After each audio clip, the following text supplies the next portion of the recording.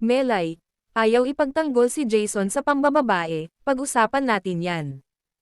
Pero bago ang lahat, kung di ka pa nakasubscribe sa ating channel ay huwag kalimutan mag-subscribe para lagi kang updated sa latest chika.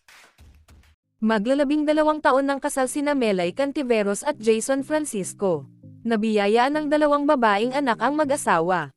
Sa mahigit isang dekada ay marami na ring nalampasang pagsubok sina Melay at Jason. Para sa komedyana ay talagang naramdaman niya mula kay Jason ang tunay na pagmamahal taliwas sa mga napababalita tungkol sa di umano'y pambababae ng mister. Sobra ang swerte ko sa asawa dahil siya ang pinaka-faithful sa lahat. Yan ang problema online, hindi mo maiwasan dahil hindi naman nila alam.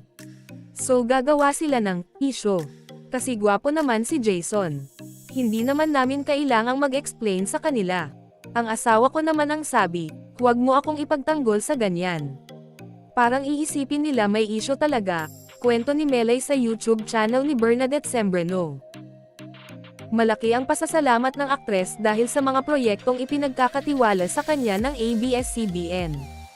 Nawala man ang magandang buhay ay nagkaroon naman ng one-on-one na sariling programa ngayon ni Melay. Patuloy na sinusuportahan ng aktres ang pangangailan ng mga magulang na nakabase sa General Santos City. Yung parents ko, si mama isa na lang ang kidney. Nagkasakit sa isang kidney. Si papa naman may prostate cancer. Thank you, God. Naso-survive dahil nabibigyan ng trabaho at naso-sustain ang needs ng parents, pahayag ng komedyana. Kung sakaling magre-retiro sa show business ay nais pa rin umanong bumalik ni Melay sa probinsyang kanyang pinanggalingan. Ang buhay ko sa probinsya is a wonderful and very happy life. Ako kasi mabilis makontento. Anytime na mawala ng trabaho kaya kung bumalik doon. Wala akong pera noon, masaya na ako. Ano pa kaya kung may pera na ako ngayon, makahulugang pahayag ng aktres.